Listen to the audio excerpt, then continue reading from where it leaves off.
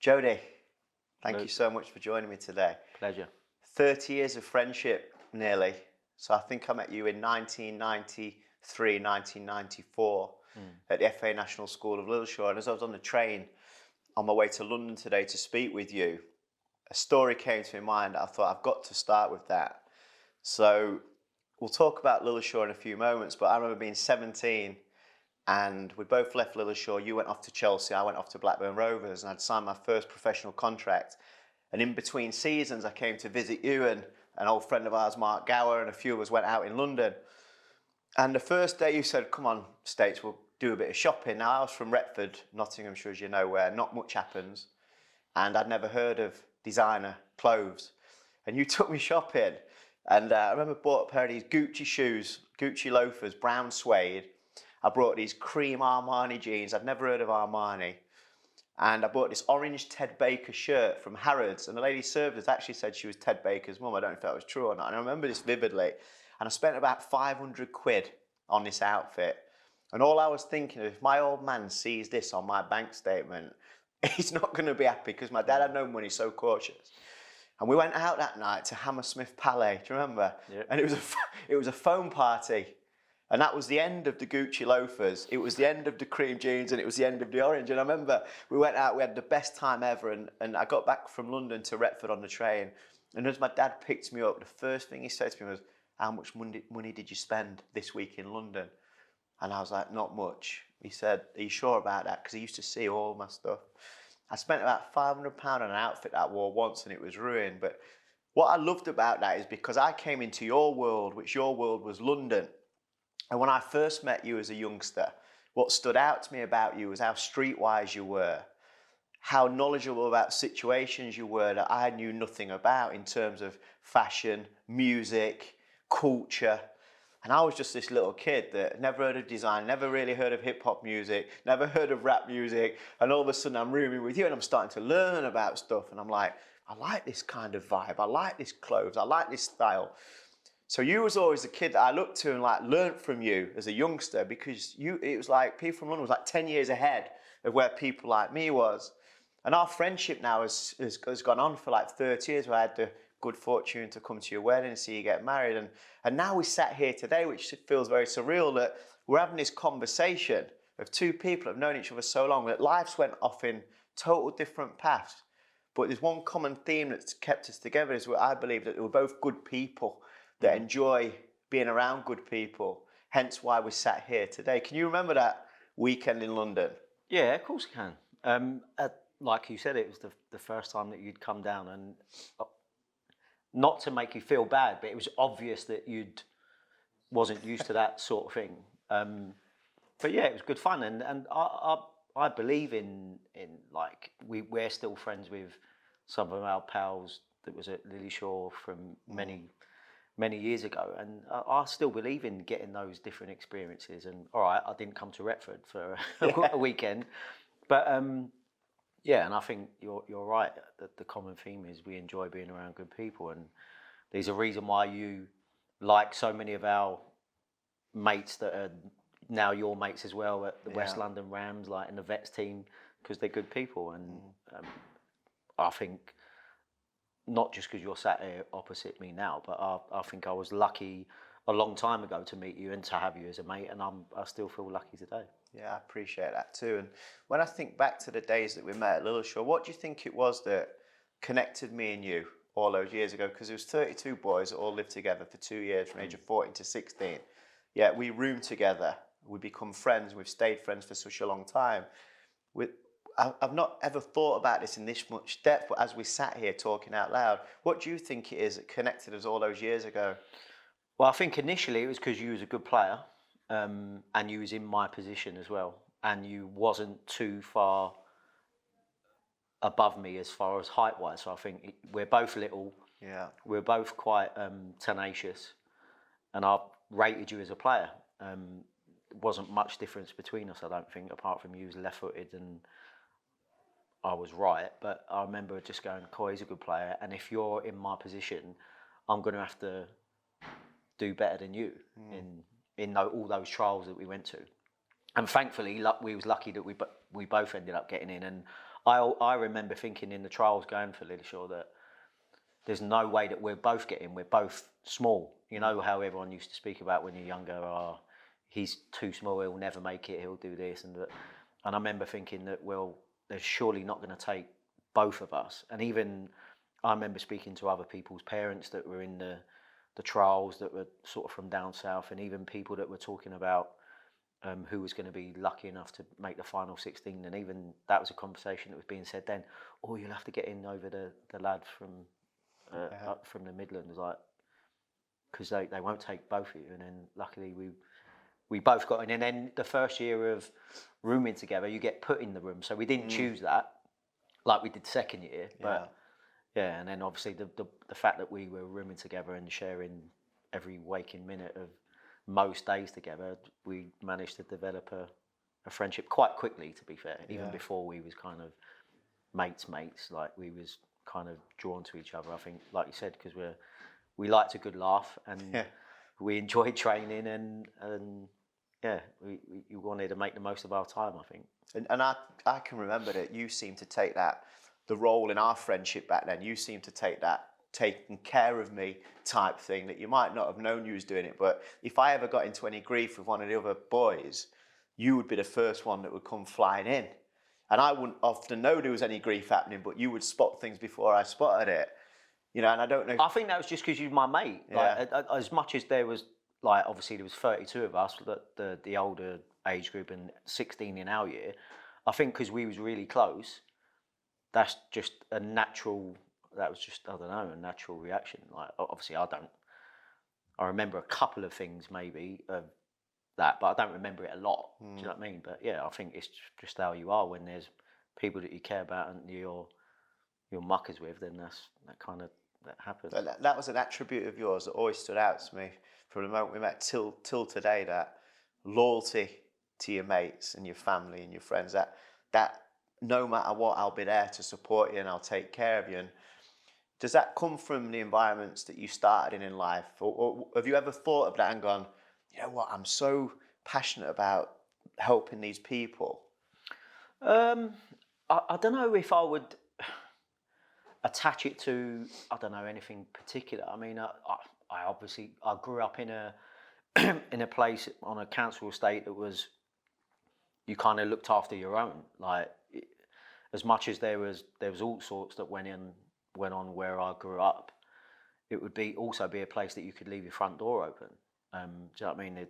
People wouldn't be able to get in to our estate and do anything wrong because it would be sorted by the people around you. Now, granted, that obviously doesn't always develop into, I don't know, maybe looking out for each other. There was certainly things that went on within the estate between people that wasn't really looking out for each other. But at the same time, I don't know, I wouldn't necessarily attach it to maybe my upbringing. I don't think I got that through. I certainly wouldn't. How I was with my friends, I never got through how my dad was. My dad I never used to think he had mates. Do you know what I mean? So but I certainly developed it, and the loyalty side. I don't know. I think it's just in you. I think. But where do you learn that though? Because I think people say it's just in you, but I think you've got to see something to think, I admire that, I want to be like that, or I don't want to be like that. So you're saying there about your dad, you didn't think he had mates. He wasn't someone you was looking at going, I like the way this guy behaves, I'm going to model it. Yeah, I mean, I don't know. As I said, like going, my earliest memories are going to play football and maybe not necessarily being taken to football by my dad, and other people had their parents that were always there. My mum never used to like going to watch me play. She didn't like it because all the other kids were a lot bigger than me. My dad, I don't think, was that too bothered about me playing football, so never really used to be there. It was rare that he was there. And I think maybe there was an element of, I thought, oh, well, I'm on my own, or these are my teammates, the ones that I liked. I wanted them to know that I felt that way about them as well. As I said, I think you get to a point of, certainly when you get old enough to kind of know what's right and what's wrong. I don't know, when you're 13, 14, 15, when you're going through your teenage years, I think being a being a good mate or being a good teammate was quite high up in where I kind of wanted to be. Like, do you know what I mean? So if I valued friends, if I valued teammates, I wanted them to know.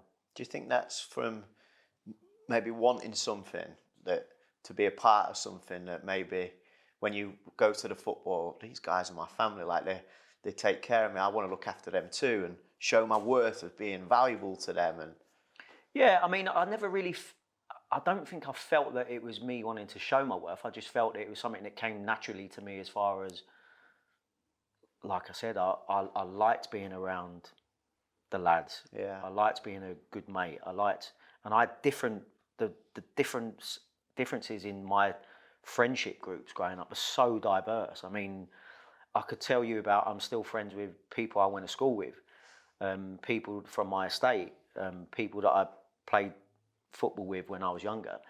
They're so different now. Granted, I think the sign of someone who's a decent fella is someone who can maybe go amongst all those different groups. But that wasn't always the case for certain people. I knew that there were certain mates that I couldn't bring around other mates, because maybe how they were or how they viewed life was totally different to the others. Like, some of the things that my pals were into growing up was totally different to things that you were into growing up. Do you know what I mean? Like, what? Give me an example of what cultural differences there. Yeah, well, I mean, I had older mates that were kind of wrapped around drugs and doing all sorts of things, like I said, on the estate. But the value in which that I would maybe see our friendship growing up would be like, when there were certain things about to happen around the estate, that they would go, yeah, you've got to go home. Like, what, look after you, like? Yeah. So like, yeah, you can't be here. There was saying it was going to really go, and then this is not for you. You're trying to be a footballer. You've got to get away. And granted, I knew what was different, but because a lot of my friends growing up were maybe a little bit bigger than me, they was taller than me, obviously, but older than me. Those were things that I kind of realised the older I got, that was them kind of looking out for me, like not leaving me out of anything. That was them going, right, yeah, this is not the path that you should be going down. Now, I was lucky enough to go to Lilleshall, so I missed out on maybe a lot of the years where other people can maybe get caught up into the wrong things, and some even did after those age groups. And there's some of them that are in totally different places now, but there are also some people that was maybe involved in stuff when we were younger that are now living a really good life and totally far removed from what they was maybe doing at 15, 16, 17. Do you know what I mean? So they knew that you had this desire for football and wanted to protect you from, and that's great. They won't encourage you into the way of life. Yeah, I think that the fact that some of them was older than me, that they were a little bit more mature and knew that, yeah,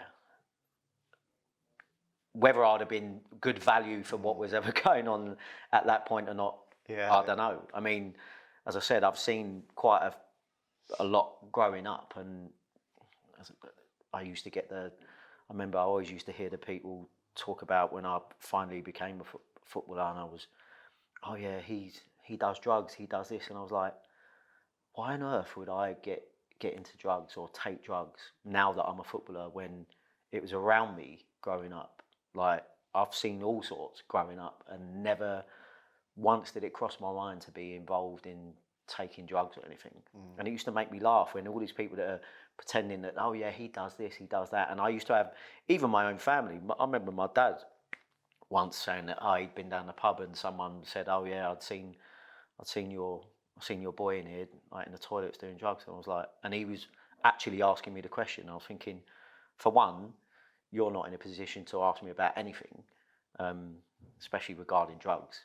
And I'm like, the fact he's believing some person from the pub, or supposedly that said to him in the pub, over his own son, who, if you knew me, like how you know me now, or even just how anyone close to me knew me growing up, I was so like against drugs. How could you even like listen to that? Do you know what I mean?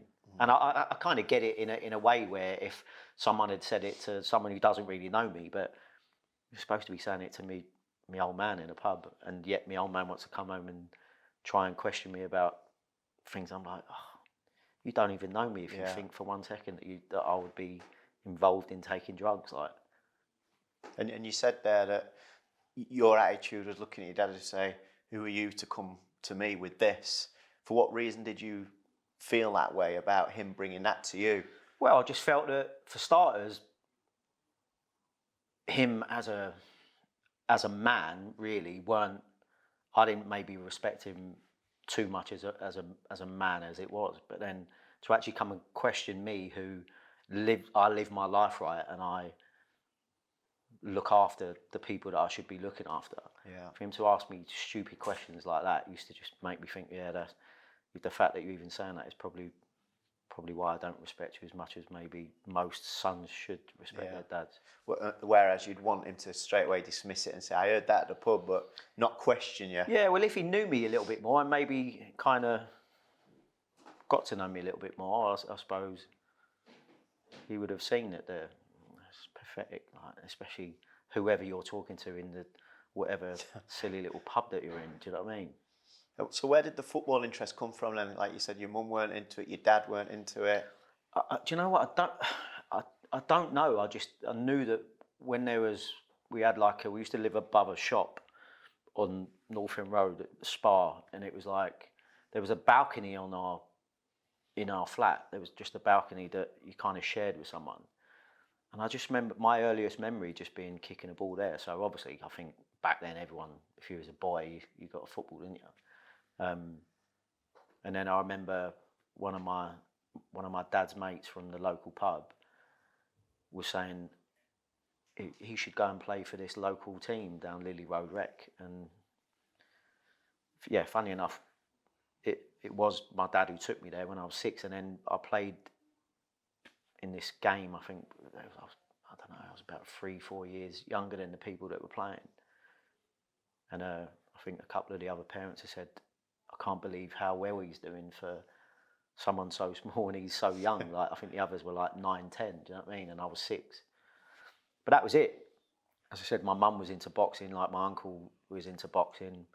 My dad weren't into anything. So it was just, I think, one of the early experiences I had was my best mate in primary school. His dad used to run a football team at the Lily Road Rec, and I started playing for them. So that was it. And then, so did you used to practice playing football on the council estate? Would people play outside with Yeah, everyone was always playing. Everyone was always playing, and we had as I said, it was rare that I would play football with people my own age. It was always the older lot, but that's where I think, obviously, years later, I realised that being small it can be difficult. But I think all I'd done was play up and train with, even when I was getting better at and playing for Chelsea and stuff like that. Always just trained years above, but also on the estate and playing in some tough games with people a lot older. You learn how to look after yourself, or at least how to avoid some of the problems that you would get playing against people that were a lot physically better than you.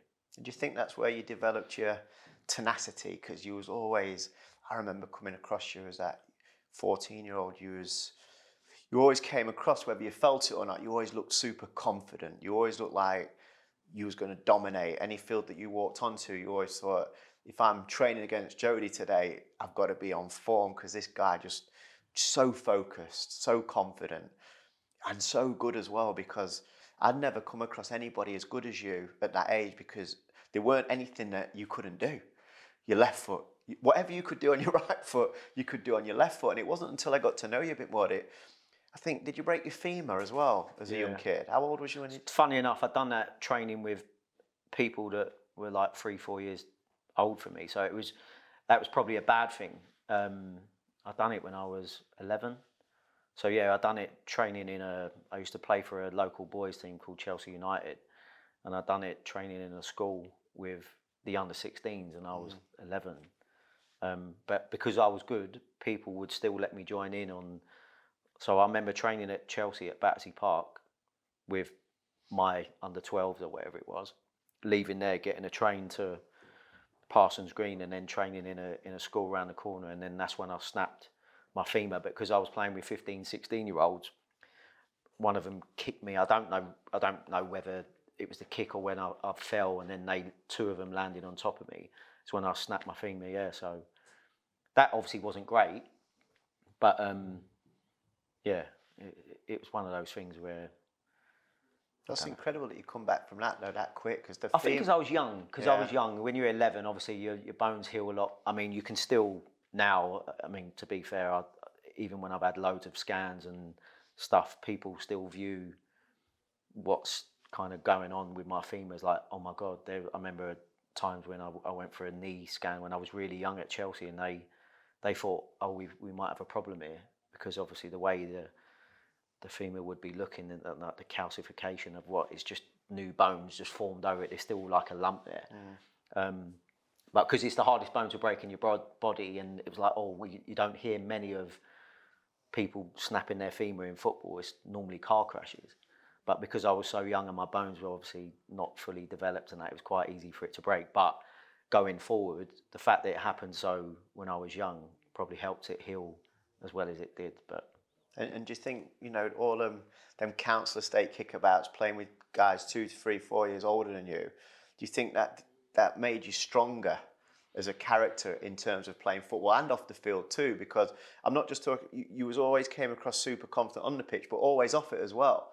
And I don't know if that's because you was around older people a lot more, or. Yeah, I mean, I definitely think there's a grounding involved when you're on a tough council estate with some tough older boys who could play football. I think there's a grounding as far as when realising that you're not at their level, learning how to deal with it, and learning how to deal with getting kicked about a bit. The confidence side, I was always confident in football because I knew I was good, and I had something in me where, like I said to you, when I first saw that you was in my position going for the Lillyshaw trials, I would always view whoever I'm up against in centre midfield as going, right, I've got to try and get the better of you today. Yeah. I don't know. I think that was in me, and I've always had that. I wanted to win, and I wanted to do well for myself, and I just think that, yeah, as I said, I don't remember not having that. I'd want to beat you if we was playing Monopoly. Do you know what I mean? I do think that it's something that, okay, you can help enhance or help maybe cultivate a little bit of winning mentality by doing certain things. But for me, I don't remember not going in. I mean, I remember crying at games. But I'm talking about Lily Road Rec. If I played crap and we hadn't won, it upset me.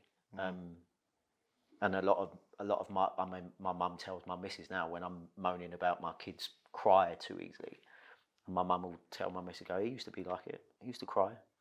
Right, but I think that's all part of just wanting to win so badly. Yeah.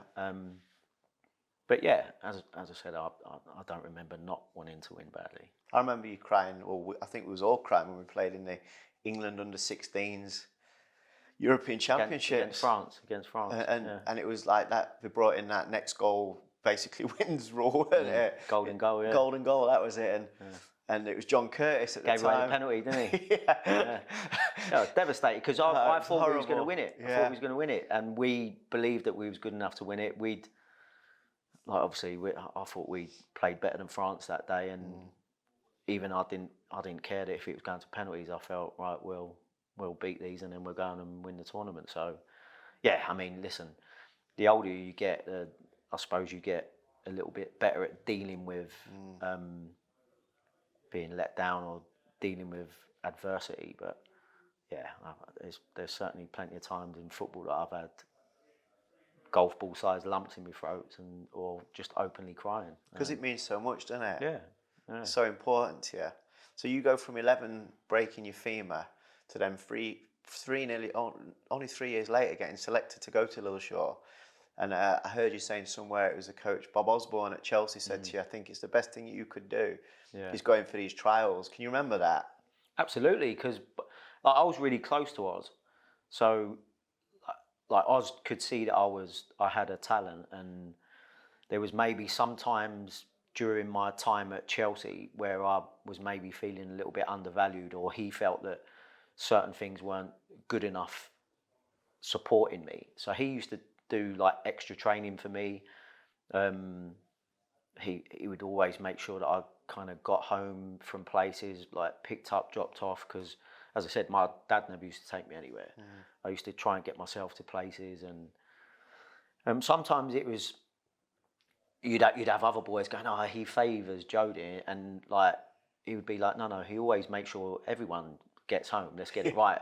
But he obviously saw something in me, which at the time, probably when I was maybe 12, 13, is exactly what I needed. I needed to feel that I was valued, and he also not just made me feel like that, but he also improved me as well, because he made me work on all the things that I should be getting better at. Because he knew that I wasn't going to be the biggest, but he also knew that I was talented in so many different areas that he was like, right, if you can get into Lillyshaw and get you off this estate, because some of the coaches wouldn't even drive me into my estate. There's been a couple of instances where someone would drop me home and then the car would be stopped on the way out. Really?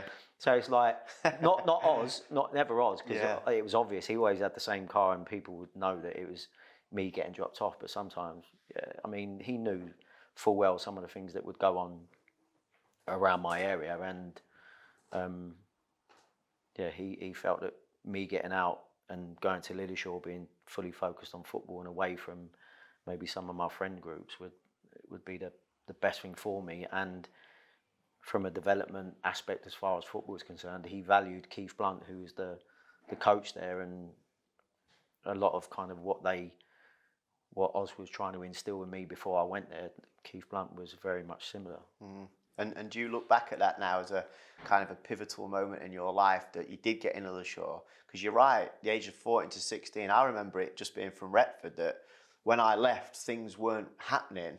And when I used to come back for the weekend, people was doing stuff that they didn't do 6 months ago. And then I would get to 15. And because we were so isolated at Lillyshaw, you come back to your own environment for 2 days and then go back to an elite environment that everybody's striving to become professional footballers. That when you're around that energy, I think you live like them. You eat well, you sleep well, you train hard, you want to be a footballer. You go home for 2 days and you see your friends doing stuff, drinking, drugs. But you don't feel that you're in that anymore because you're living in this different place. You know what I mean? Yeah. When you used to go home, did you used to see this happening? Did you have to remove yourself totally from your environment? Nah, because if I'm being honest, I saw it all before I went to Lillyshaw. I'd seen it all close up, what had been happening. So as much as people would say, oh, you need to go to Lillyshaw to get yourself out of the environment for a couple of years, it'll be good for you. I'd never ever felt that.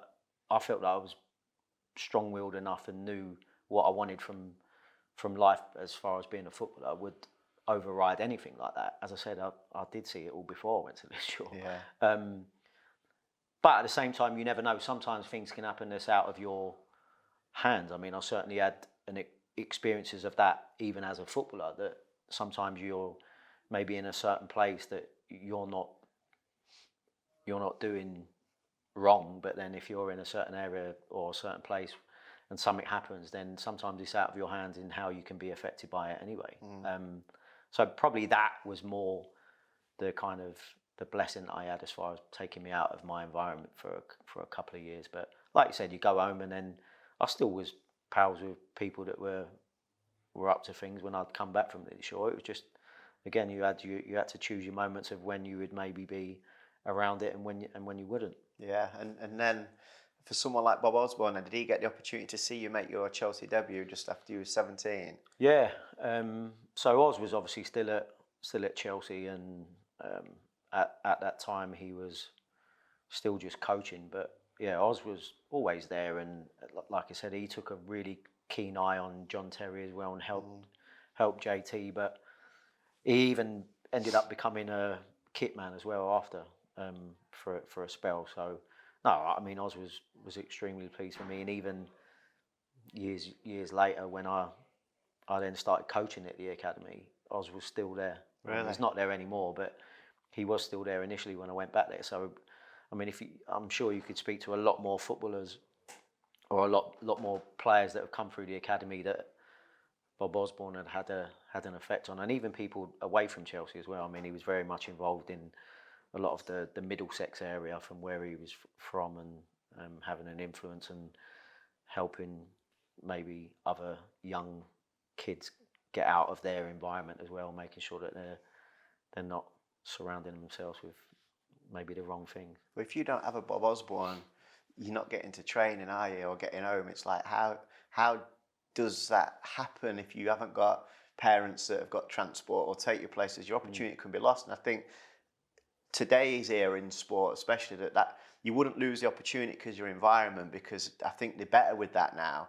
But 25 years ago when we started playing football, it wasn't that kind of comfort package that clubs offered, was there? No, and like you said, it was, sometimes it would be, there'd be 4 of us in Ozzy's car, and he'd have to make a round trip from dropping me off at West Kent at North End Road, and then he'd go somewhere else, Shepherd's Bush maybe, and then on to Hounslow. And it would just be, obviously now, the way that they get picked up and dropped off, it's like the norm, especially if you're at a top academy. And also, it's not, I think a lot of it is, back then it was more your journey. If you had to get yourself some places, I knew some of my mates that would miss training because they couldn't be bothered with the journey of getting there, because it meant 2 trains, then it meant a bus. And rather than getting those 2 trains and a bus, they'd maybe just hang around with some of their mates. Whereas if they had someone picking them up, it's a lot easier to go, I am going training, and then getting back. But then sometimes when you're getting home at 10 o'clock at night and you're 12 years of age on trains, it's obviously not ideal. Do you know what I mean? So when you made your debut then, did you actually walk to the ground or did you get a lift? No, I walked. Did you? Yeah. But again, it was like probably about my first 8 to 10 games in the first team. I was still just off the North End Road, so I used to sometimes walk out and hope that a 28 bus would come past, jump on it just to Fulham Broadway, and then walk up. But sometimes if it weren't, rather than wait, and then if, like a lot of London buses, if it takes longer than it should, then you've almost wasted the time that you could be making walking up the North End Road. So as I said, I remember walking home. Sometimes it was nice walking home, especially if the team had won and I'd played. It was sometimes nice to walk home down the North End Road and seeing people that you've walked past for 15 years, you know what I mean? Do people start to recognise you? Yeah. The first time I made my debut, I remember walking past the pub on the outside of my estate, and loads of them come out and clap me in. Do you know what I mean? Because it was on Sky. But yeah, as I said, our first 8 to 10 games, I think I walked from my estate. Yeah. And how was that then? So growing up, mum and dad are at home, and not that they're not supportive, but they didn't take you to games. They weren't really interested in that. And then all of a sudden you become a first team player at Chelsea, and people on the estate are clearly going to talk about you now getting a bit of limelight. Was your parents surprised that their son had done this because they hadn't watched that rise in you? How did they deal and handle that? Do you know? I don't know. Actually, that didn't really. I always remember my mum. There'd be a few times that I don't know, there might be arguments in the house, and my mum would always say that he's doing it on his own.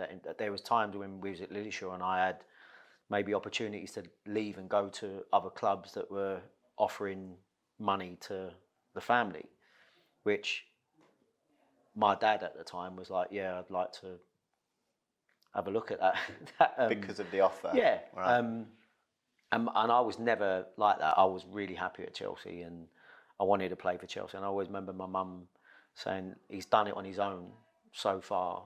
We ain't getting involved now. Which obviously they maybe had a difference of opinion. But my mum was always like, he's done it on his own. Let him go where he's happy. So yeah, I mean, listen, I'm not sure. I think they'd be surprised just because it was, I suppose it's nice.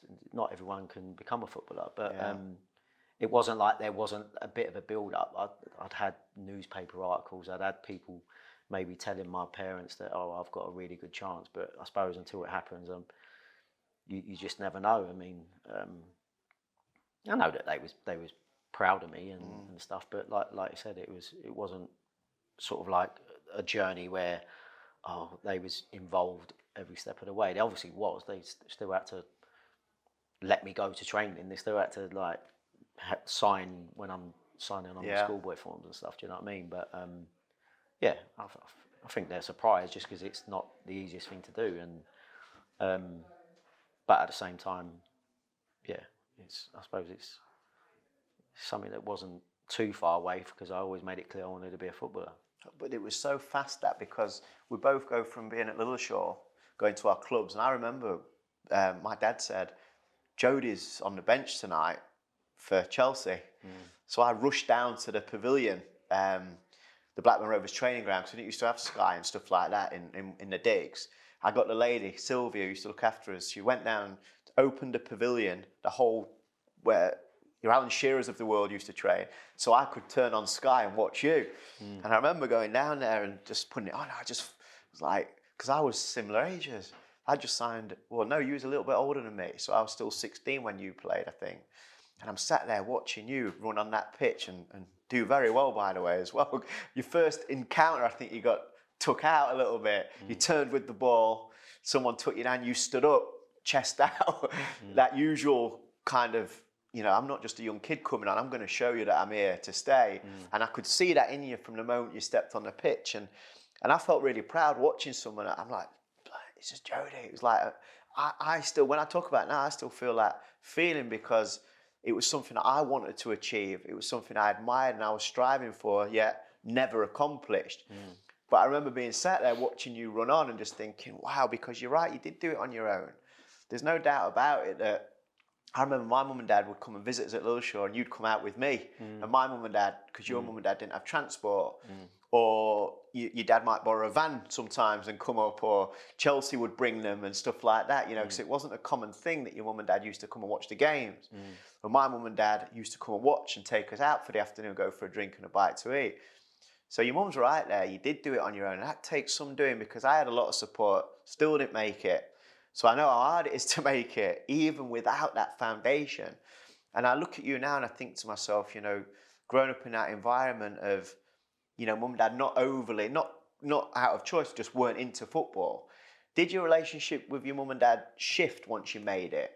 Where, especially with your dad, I know you've talked to me before often about your relationship with your dad was pretty much non-existent really, or it wasn't a positive one.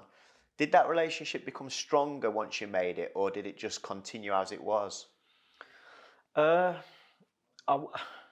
definitely never became stronger. Well, not with my dad, it never. It probably became stronger with my mum because just I was becoming more of an adult and I kind of knew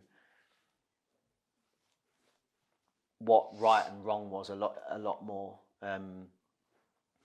And it was stronger than my mum just because my mum's had a tough life, and she's had to go through far much worse things than I've ever had to go through. And I think the older I became, the more I appreciated her and her ability to try and keep our family together. Yeah, it never got stronger with my dad. As I said, if anything, it got worse just because I knew how I felt and I was a lot less tolerable of things that I would put up with as a kid. Do you know what I mean? Like what? Yeah, I don't agree with how he treated my mum a lot of the time. Without going into it, as I said, I knew what a man should be like, and it ain't what he was like with my mum. I know you become very protective. I even remember when you was young, being very protective over your mother, wasn't you, with your dad? Yeah, well, I had to be. But like, and my mum don't need protecting, by the way. As I said, my mum had like 4 brothers, and she was the oldest, and she had to look after them when she was younger. And even my uncle now still tells me stories about some of the things that my mum used to do, and I think there's maybe an element of that sort of side of me is more my mum. She was small, but she was feisty and not afraid of things. Not to say that I ain't never been afraid of things, but I'm just like, yeah, as I said, my relationship with my mum is still as strong as ever now. And like I said, I know that my mum's had tough moments in her life, and she's managed to come through them. So sometimes where I've had difficult moments or things that are going on, I only need to look across the way my mum, and it's like she's come through a lot worse than what I have had to. So is your mum someone that you still look to now for conversations about challenges that you face, or do you feel now you're at an age where you don't need that motherly support as much? Yeah, I mean, I don't think we was kind of like that anyway. As I said, I had my own thoughts on how my mum was and knowing what she's gone through. My mum, I wouldn't say was one of them that would share a load of stuff. I kind of used to get told more stuff by my nan. She used to tell me more things about what had gone on. And like, yeah, probably not now, no. My mum's a lot older and she's more interested in what her grandkids are doing and being sort of that side of it. But like I said, it's not really that we would have that conversation. She weren't really like that, to be honest, my mum, if I'm being brutal. I think they're from a different generation. They maybe weren't as, I don't know, it weren't really sort of cuddles and stuff when I was young and growing up. My mum was sort of brought up to be like, you look after the household, you look after your younger brothers. But yeah, I'm sure if you asked my mum now, would you have liked to have maybe been a little bit more loving and handing out cuddles? She'd say absolutely. She's a lot more like it with my kids now, but I think that's just a generational thing of when we were growing up, there was quite a lot of sort of standoffish parenting rather than 100%. Do you know what I mean? The story that is, I think, a little bit symbolic of that is we never used to sit down and have meals as a family. So like my sisters, I don't know, would eat at a different time or eat different things, and you'd sit but we never had like a table that would fit us or whatever, that little kitchen, it was like sit down thing, but there was too many of us to sit around the table, so you'd sit on the sofa or whatever. And I also remember whenever we did do anything like as a family, as like meals, it would just always end up my mum and dad arguing because there'd probably be drink involved or something or whatever. And then it's like, I remember when I first got with my missus, like this is obviously 98-ish, so a long time ago. And she always used to, so we're talking about a generation thing, whereas my mother and father-in-law, like when I first got with my missus, it was like, yeah, come round to my mum and dad's, they're doing dinner. And I'll be like, I'm not going round your mum and dad's for dinner. Why do you keep inviting me round to your... So there was a period where, like, I think her mum used to say, what's going on? Like, does he not want to come round here? Yeah, right, absolutely. So like, even now, like it's totally different now. But like, my brother-in-law is always hosting things. Like now, obviously, my mother and father-in-law, I'm round there whenever. But there was a long period where it took me ages to accept that that's just normal. That is just normal, like loving family relationship. Like you'd invite people round to come and share dinner with. Whereas I viewed my whole upbringing of any time you're doing something like that as a family, it ended in murders. Like, do you know what I mean? So it was like I totally didn't want anything to. And I used to go back to her, just stop asking me, like why? And then obviously now we have our own family and stuff. But at that point, it was like, yeah, there was such a contrast to our upbringings, or we're different walks of life, but at the same time, we still had two parents growing up, but one was just a much more loving household and a bit more what I would say now is normal. Like I have my own children now, and for me it's normal. But growing up, my normal was that never happening. Yeah. Another example, when I met my missus, I didn't eat much. Kind of, my palate was pathetic. I didn't eat. I'd grown up on like something chips and beans, everything was normal chips and beans, and then you'd have your Sunday roast or my mum's mince and mash. That was it. So like, when she came, like, do you want to go for a Chinese or a curry? And I'm like, oh no, like nothing. I didn't eat any other food. So what would you have been like, 18, 19 then? Yeah, well, to be fair, when I got old enough and had my own money at 17, I would go out and eat a lot. And I remember at the time, it shows how my education was so bad as far as from a food perspective. I saw what you'd have a pre-match and there'd be a lot of pasta involved. So I then thought, right, I'm not going to eat at home tonight anyway. I'm going to go out, and I ate pasta, honestly, most days.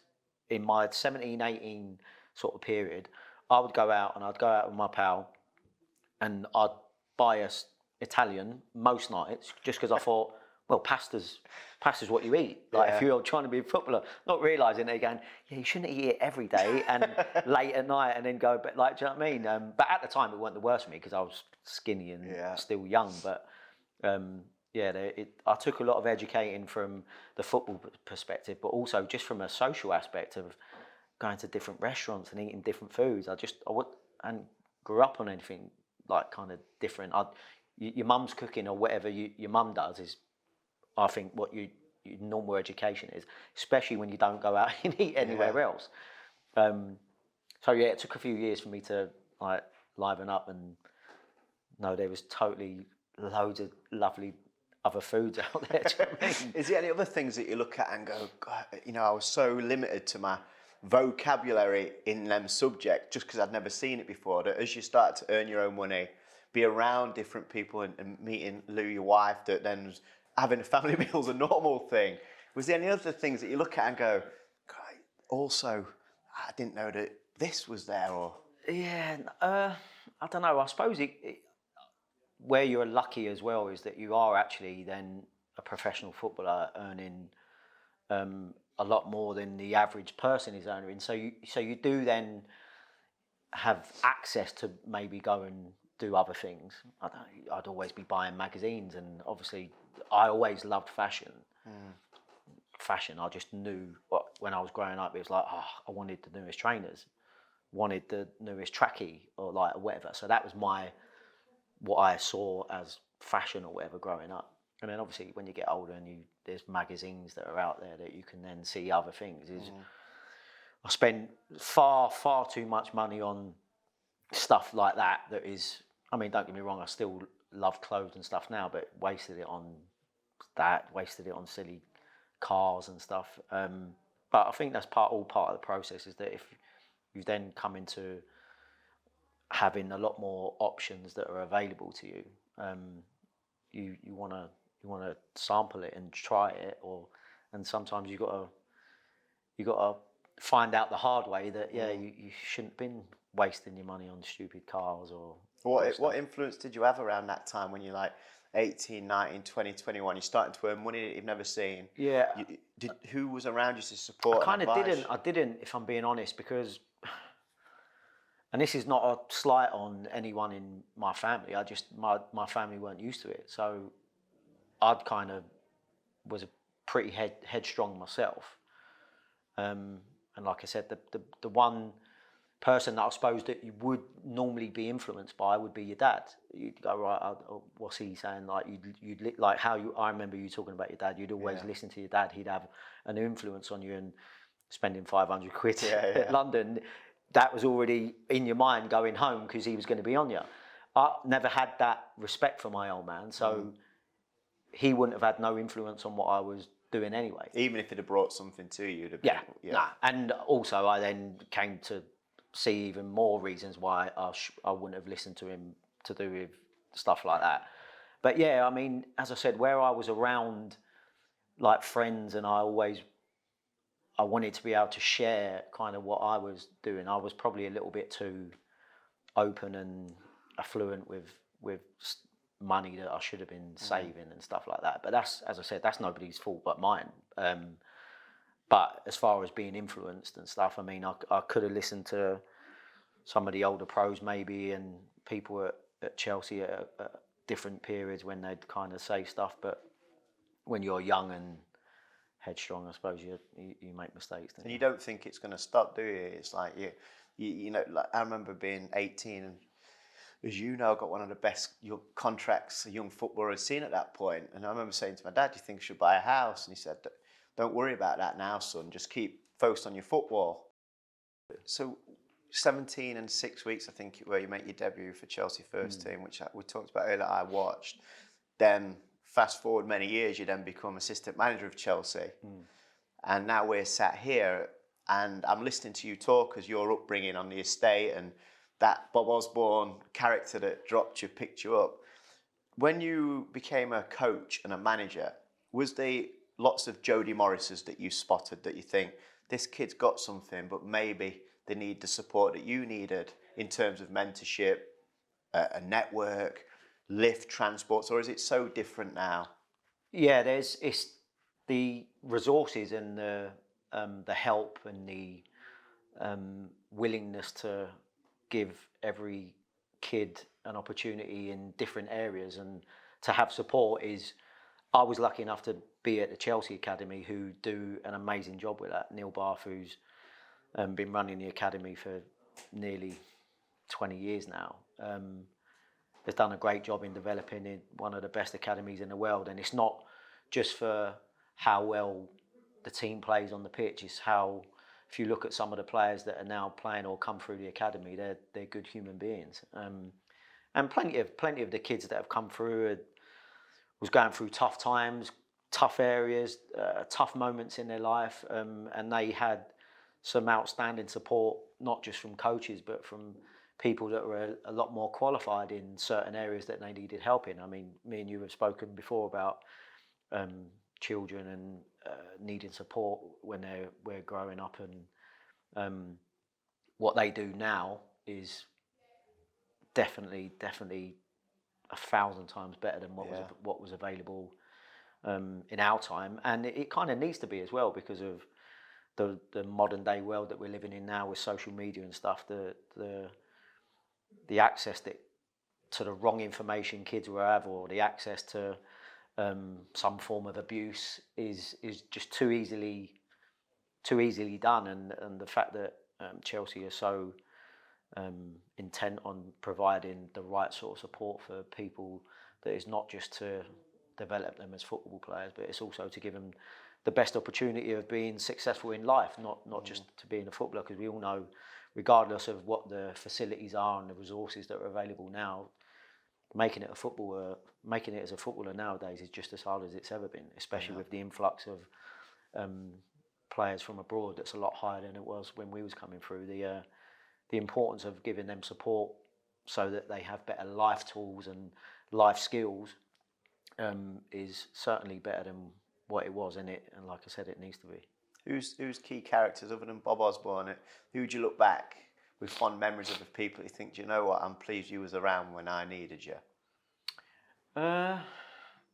Keith Blunt is obviously one of the ones that was huge for me at Lilleshall, because as I said, as far as football education and learning how to play the right way and training a certain way, I'll still look to a lot of the things that he would try and instill and teach to us, and I used some of them myself when I was coaching the younger generation at Chelsea. So, like what was it about him? Well, just I think that there was a toughness to him, and he made no bones about telling you when he felt that you needed to be told.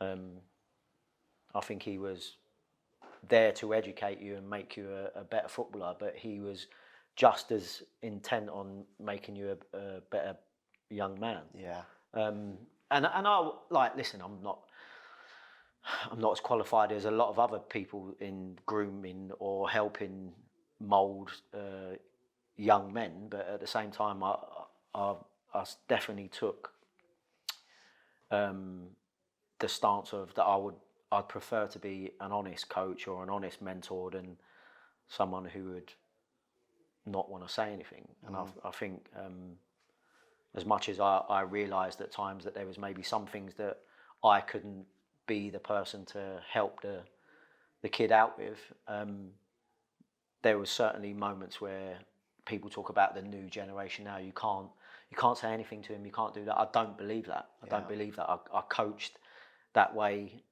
Yes, there are moments where you need to. It's not like the old days where you can just say whatever and think it's water for ducks back. But there's certainly ways that you can get by with letting young players know that you're not happy with this or they need to be doing more of this. And I think Keith Blunt was really good at that. He didn't swear and shout and go mad, but you certainly knew when he was not happy with you or wanted you to do X, Y, Z.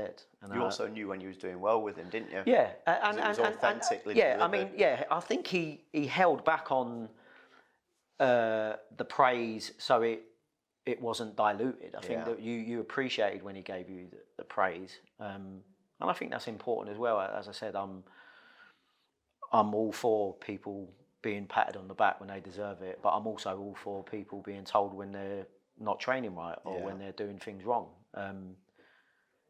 As I said, I've coached that way. I'll always coach that way. I hear, I'm repeating myself, but I just hear so much about, oh, you can't talk to young players like this. You can't. I'm like, I have no problem saying it. And then you'd sometimes hear the backlash of that. Sometimes they'll be going home and a parent is asking, oh, what's being said here. Yeah. But then when you get to the context in which things are being said, you're like, well, yeah. Whereas if we'd have phoned home and said the coach has said that, your parents would straight away, well, you need to listen to the coach then. Yeah. Yeah, I had an instance at Lillishall, I remember, when Mr. Pickering threw me up against the wall and grabbed me by me. The minute I rung home and said, oh, he's put my hands on me, and I was like, well, what did you say then? Yeah. And it's like, when I look back at it, it was like, yeah, I just pushed him to his limit and he flipped. Granted, he shouldn't have put his hands on me. But at the same time, it was like, yeah, it wasn't the worst thing for me because I'll soon shut up. Yeah. Do you know what I mean? You wouldn't do anything like that now, but it's... as I said, I think there's certainly there's still room for people being honest in coaching and mentoring today. I remember Keith Blunt once said to me, it's always stuck with me, he said, Luke, how you do anything is how you do everything. And it always stuck with me, that, because at school I wasn't so great behaviour focused academically, as you know. There was no effort. And I remember him sat with me, and his quote wasn't how you do anything is how you do everything, but that's what he was saying to me. Yeah. He said, look, you can't go to school, mess around, be on report and getting in trouble and come to training and perform. It'll cross over. And I didn't believe him until then it did. Dissent, kicking people, or, you know, flying into stuff that you should be a bit more composed, because I was picking up bad habits 6 hours a day, then expecting not to bring them to the football field. And I've always, I would really like to think I follow that philosophy now at 43. I wish I had done it at 16. Yeah. But I look back now and I think that stuck with me, that, because how I am as a friend to you is how I am as a father, how I am as a son. I want to be consistently good in all areas, because I can't be great friend with you and not put the effort in with that person over there just because I've known you longer or there's more gain for it. Do you know what I mean? And no, absolutely. And like you said, it's not everything that you get told, or when people are actually right trying to help you. Not everything is how that you can then adapt it and translate into your own life. Yeah. Like there's people, like, I couldn't do things that you do, like, but that's me just knowing that I haven't got maybe the same patience as you. Yeah. And if someone asked me, all right, is Luke the same person he was when we was younger? I'll say absolutely not. Is he the same person with the good heart and do anything for you? Yeah, but you're a totally different person to what we were, which ultimately we're all going to be anyway. We get older and more mature, or just even certain stages in your life where some people might have an effect on you, or whatever it is that you're then doing, like, you then focus more on that. But at the same time, as I said, do I think that you've changed? Yeah. Have you changed really, like, from a person inside? No. But you are totally different. Yeah, it's interesting. Like, the core foundations of the values and the morals, the principles are there. Yeah. Just certain ways of being shifted. Yeah. Because I was thinking, I'm not getting the success in life I want. Yeah. I've got to change something. Well, it's not easy to do. No, exactly.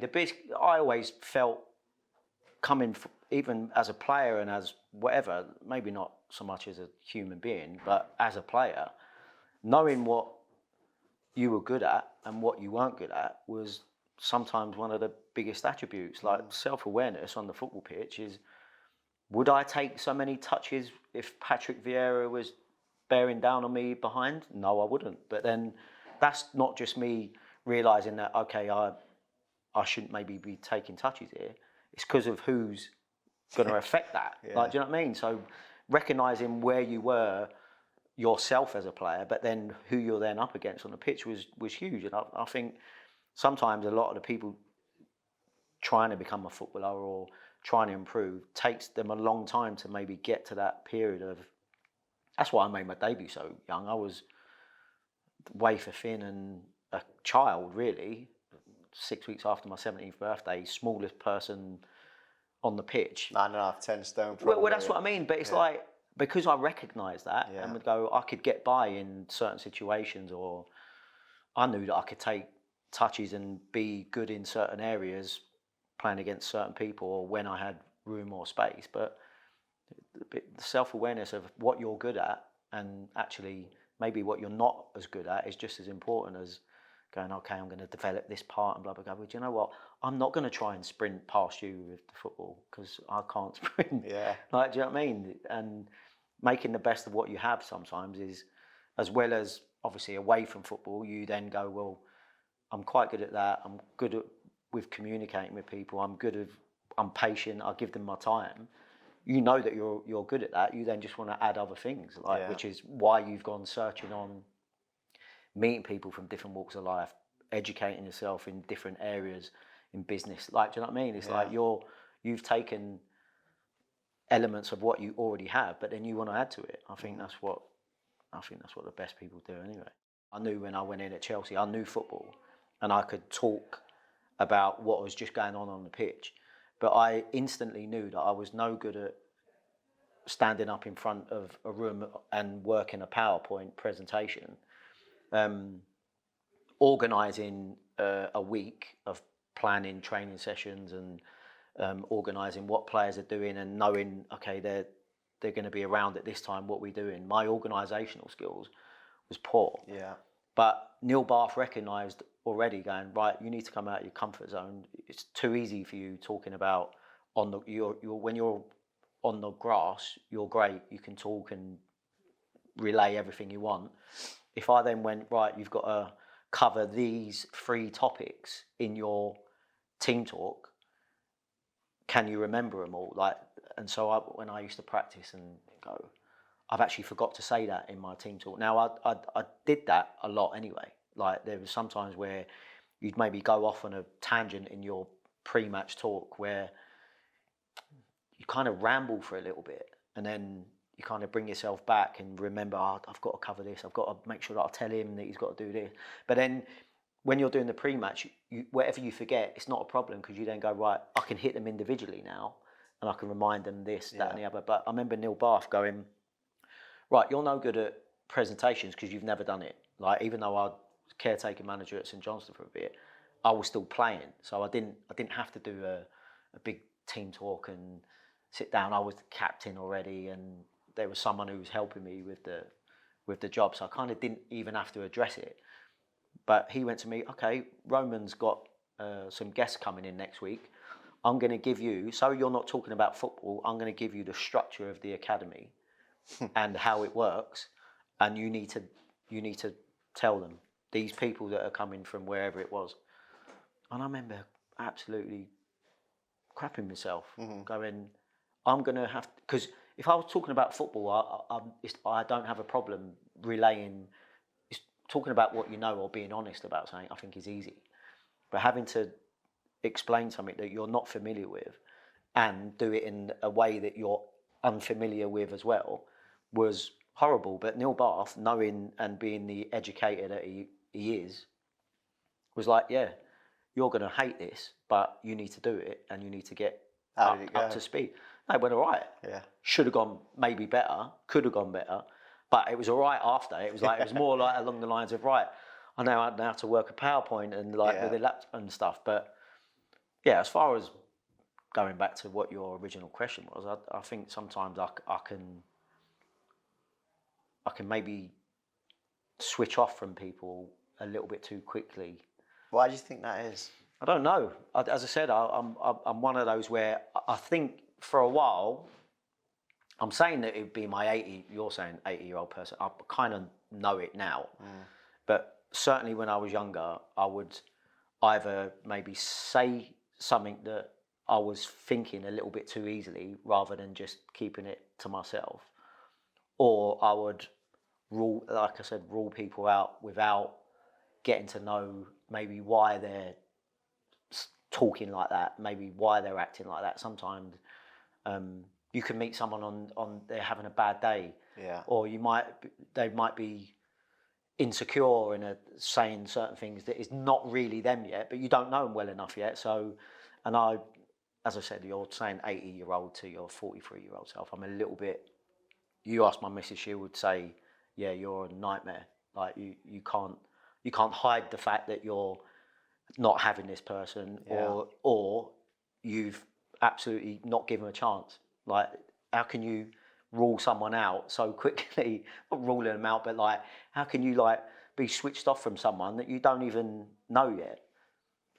So yeah, that I know now that I need to be a lot better than that, and I am better at it now. But I think you definitely are, from over the last few years. That your views and opinions that was so set on certain things have now become more inquisitive of, I wonder why they think like that. Yeah. Where's that coming from? Rather than their opinions that this is mine. It's like, let me think about this a bit more. Yeah, I think because I was a footballer, I think you're really self-obsessed a little bit, and you're like, your main goal is just looking after yourself and whatever it takes. But then the minute you get on the other side is, although it's football and it's coaching, the mentoring aspect or the human aspect is a lot broader to what you're used to. I mean, you used to go away from the training ground. That's when the other stuff would maybe kick in, because do you want to be a good son or husband or brother or like whatever you want to be after that?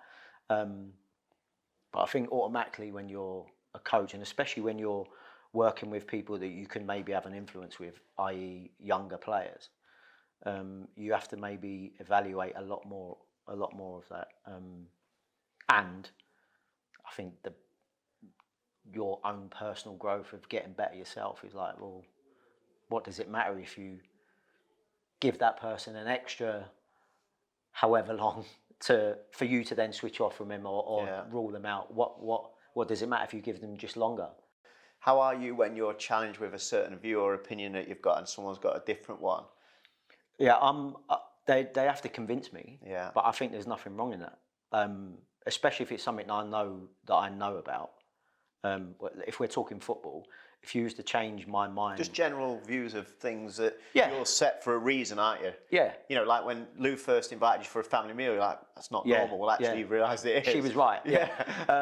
But it's also one of those things where it depends what you're talking about, because you're talking about being vulnerable. I have no problem admitting to not knowing something if I don't know it. But if I have an opinion on it, if you're going to change my opinion, you better argue it well, or you better impose your opinion well enough for me to evaluate what my opinion is. Do you know what I mean? Yeah. I just think and as I said, I don't think there's anything wrong in making people earn the right to convince you otherwise. But you have to give them an opportunity to be able to do that. Otherwise, who are you to think that only your opinion matters? I think being open to change as a coach is huge as well. Like, no one plays football how they used to play football 30 years ago. I mean, I only have to watch some of the games that I played in when I was playing, and people used to talk about, Ruud Gullit's team play sexy football and all play great football. I've watched our games back, and if a team was playing like how we played in a lot of those games today, they would be called a long ball team. Yeah. Do you know what I mean? It's just times change, and you have to evaluate. And I think being a coach is getting the balance between knowing what you want and knowing what you're demanding from others or how you want your team to play, but also being open to tweaking and maybe changing things if needs be, or if it means that, do you know what, I'll experiment.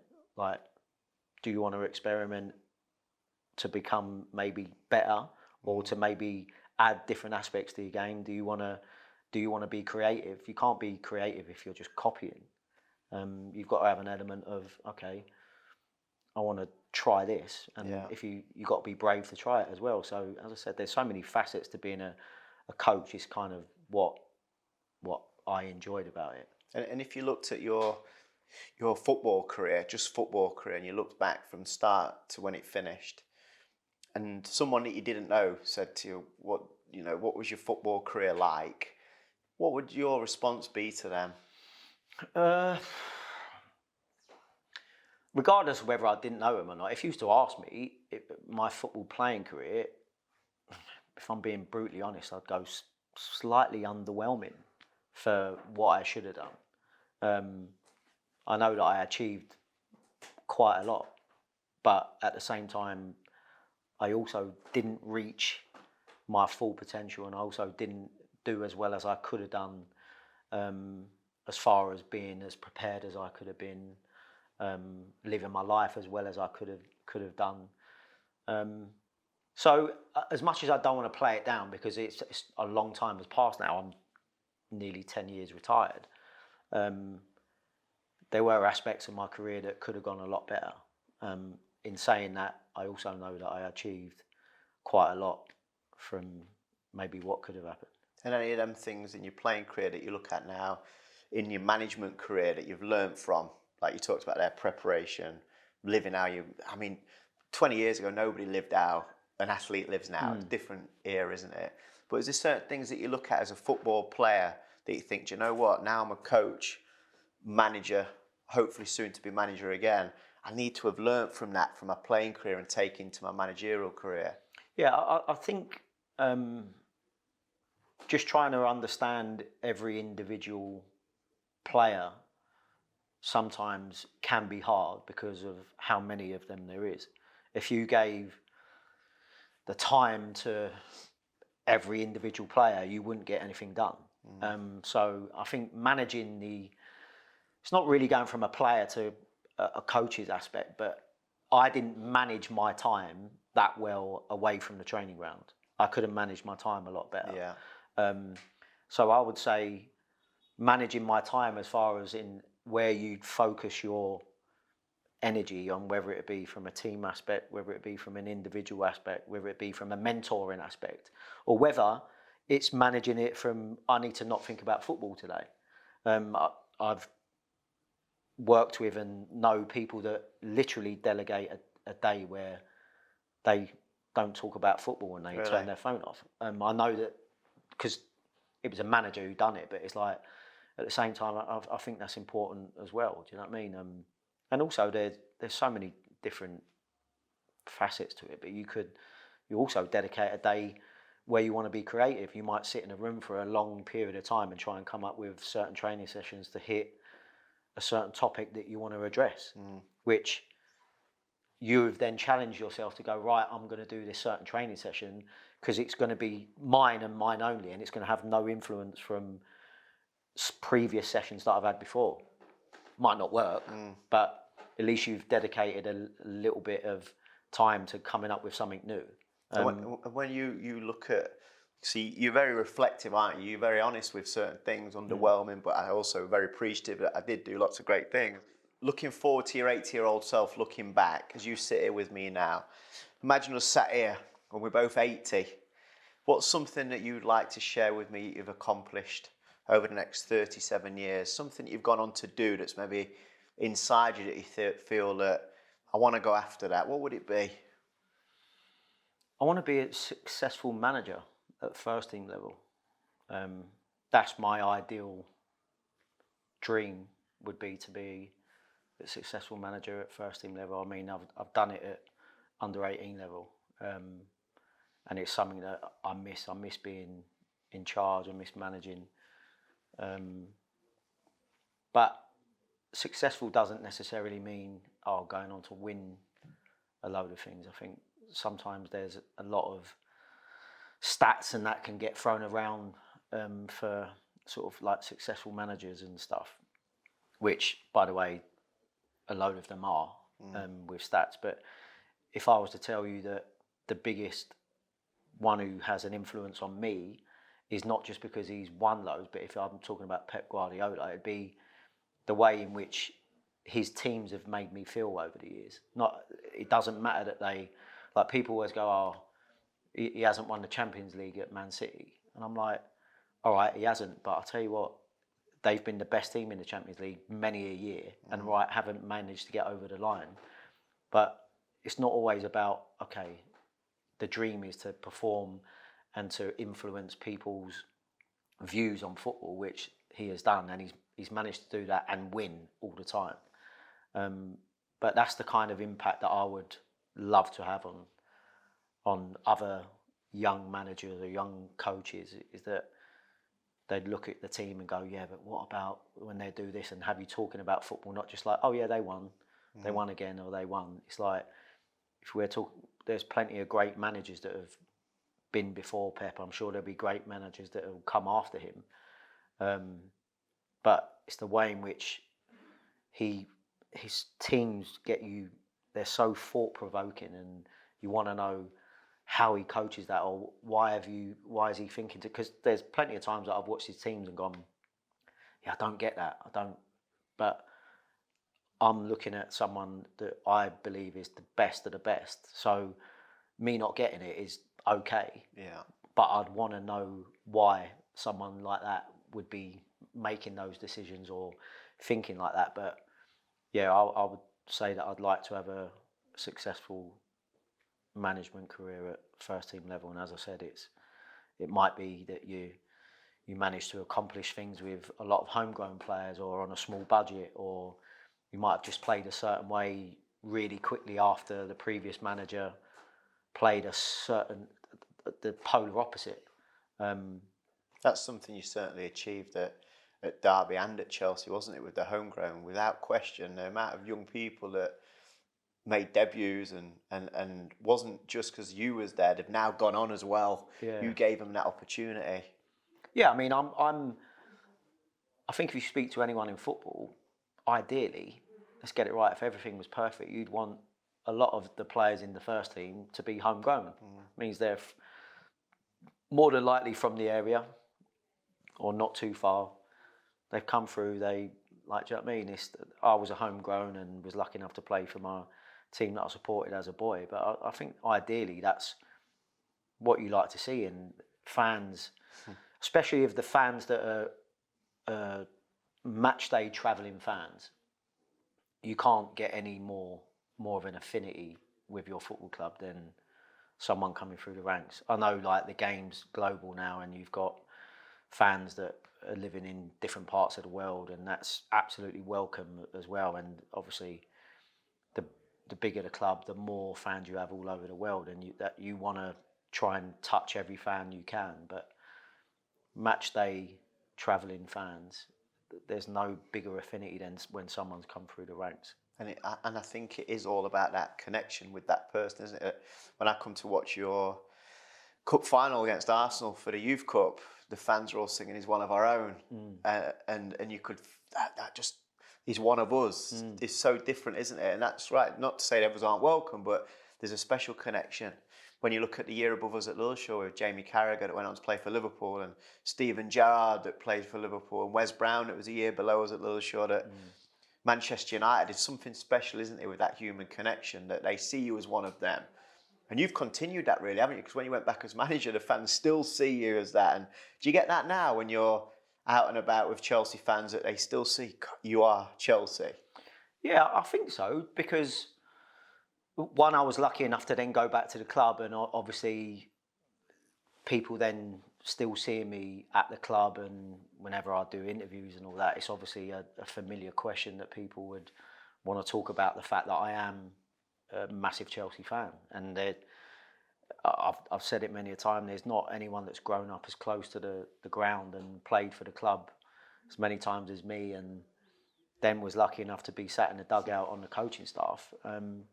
And even now that I'm not there, and I'm still very much a Chelsea supporter, and obviously interested in what's going on now that they've got the new manager and Graham Potter and stuff like that. I think people know that whenever you're talking about Chelsea, as much as I wasn't the most successful player to play, I think people know that there's a certain level of Chelsea in me that was not in your average player that's played for the club. And you look at that now, and do you sit and watch Chelsea as that eager fan, hoping they do well, or do you analyse what they do? Do you look at it from a football fan's point of view or from a football man's point of view? I think I'll always be a fan, obviously, but I still can't change the way that I watch football matches.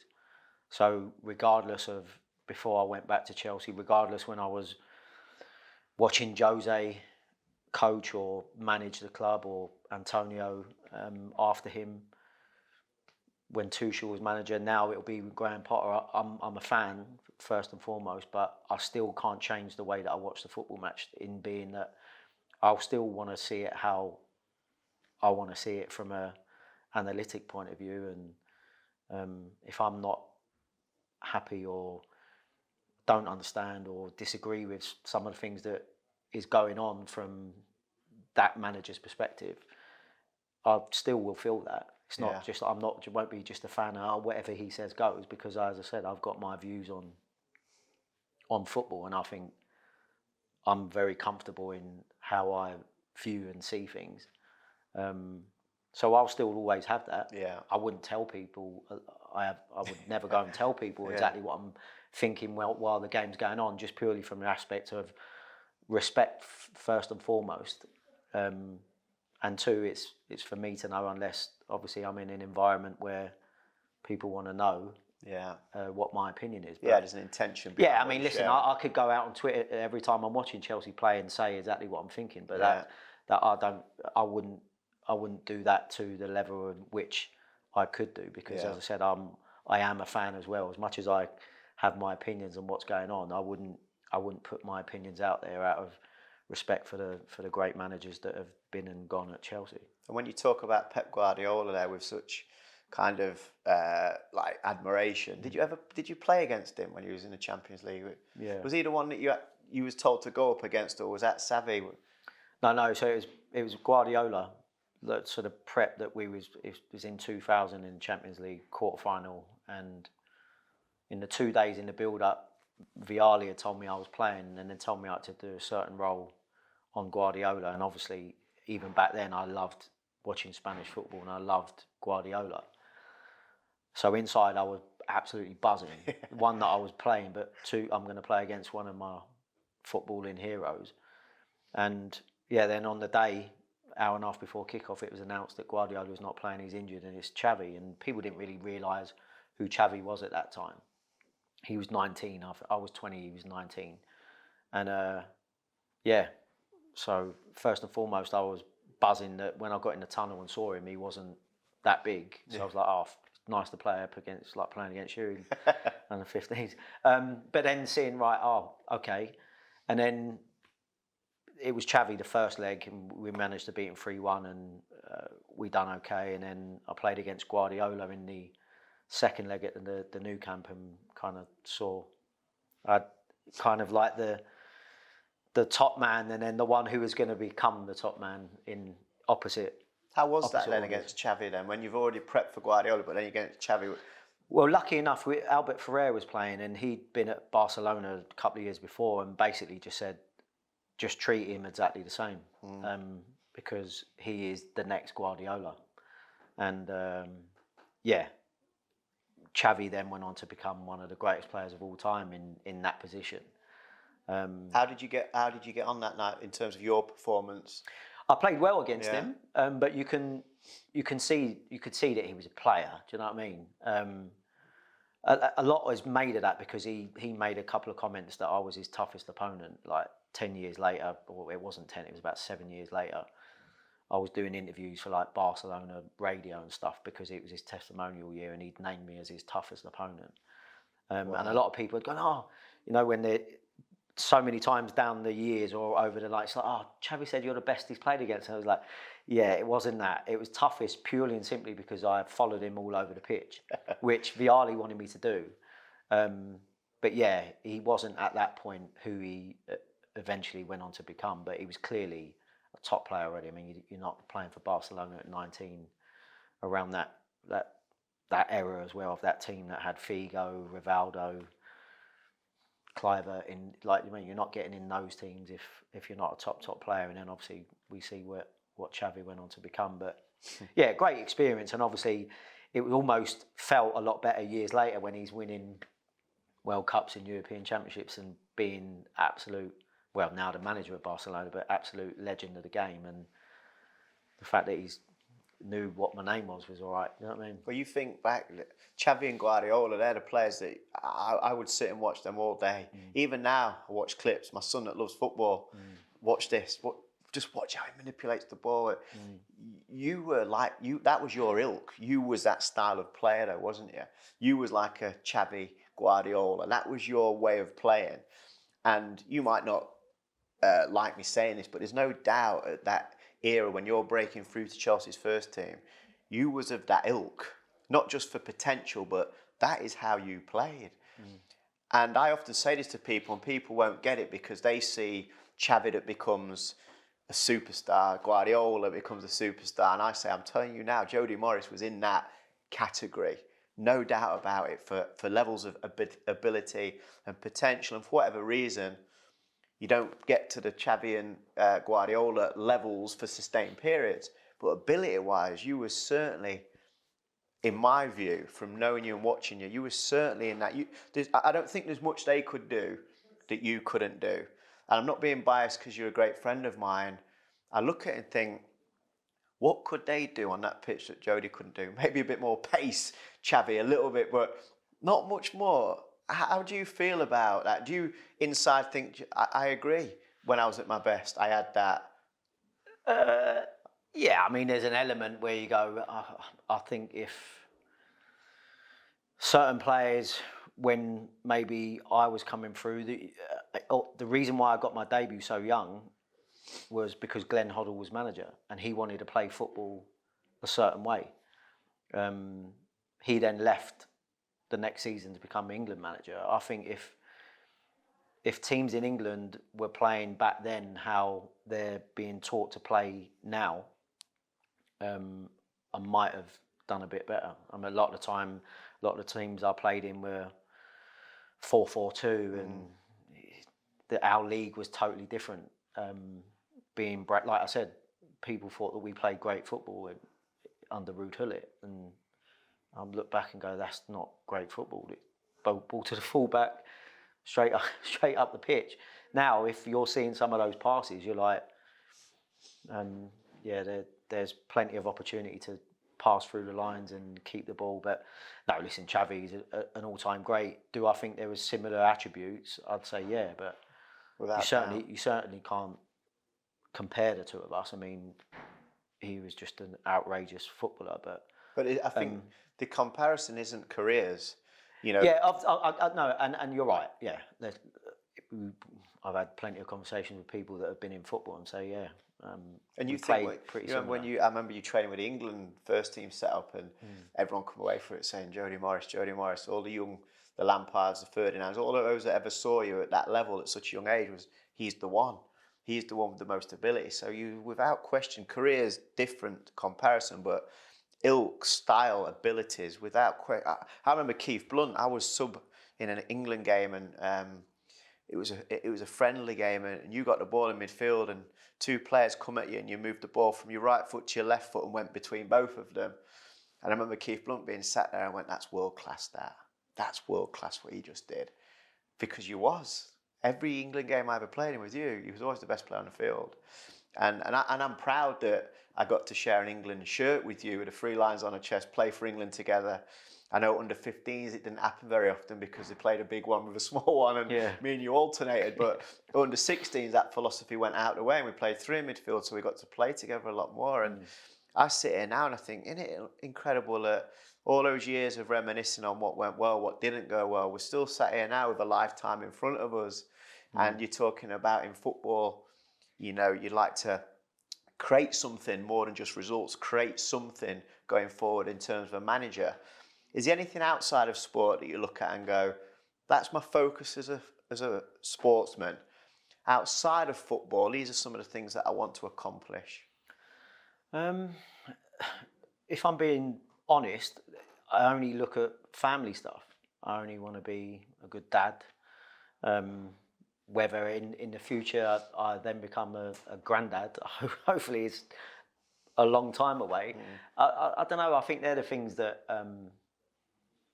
accomplishments and stuff is like some people have, and I'm not knocking anybody that do this, but some people have trophies and football shirts up in their house and blah blah blah. All that sort of stuff don't interest me. I want to be a good dad. I want to look after my family, and hopefully in the future get me golf handicap down. I know you said don't mention sport. Get me golf handicap down now that I've discovered golf. But yeah, and be like, as I said, I want to grow old with the missus and watch our kids flourish.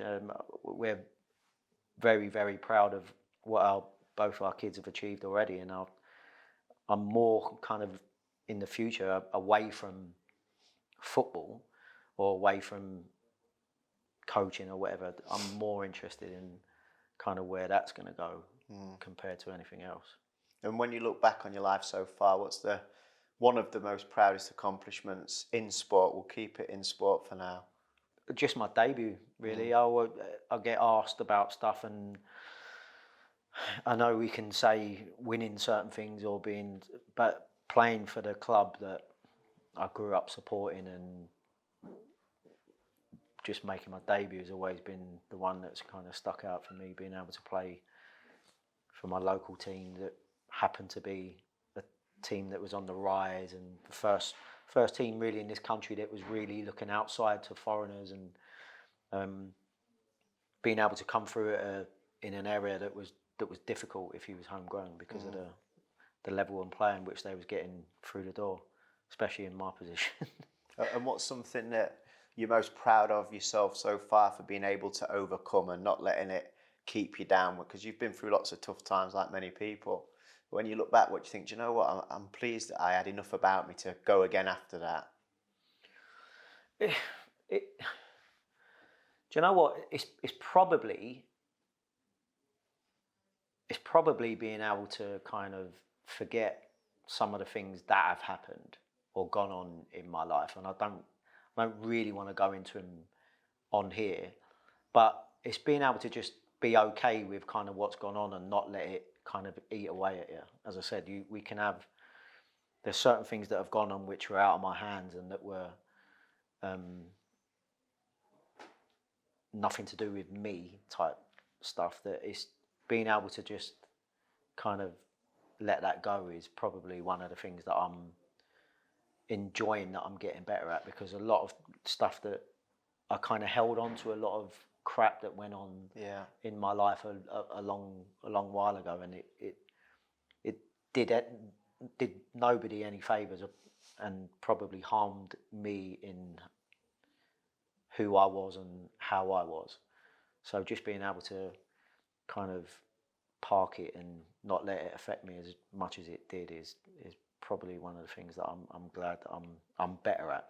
Still not totally as good as I would like to be, but I'm better at kind of forgetting certain things that have gone on. It's such a gift to be able to do that, though, because it is like poison, isn't it? Whether it's relationships, friendships, money, whatever it is. If you're holding if you think of a situation and you feel that resentment towards it, it's just poison. It's difficult, and because I'm if I like somebody or I value them, when things don't go well from a personal aspect, it bothers me a lot.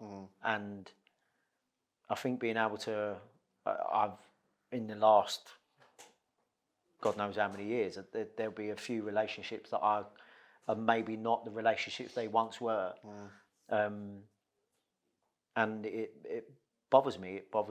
It does bother me when I value the person, but I've kind of realised and getting better at knowing, do you know what? Sometimes you go apart from some people and it will come back round, which has happened to me already.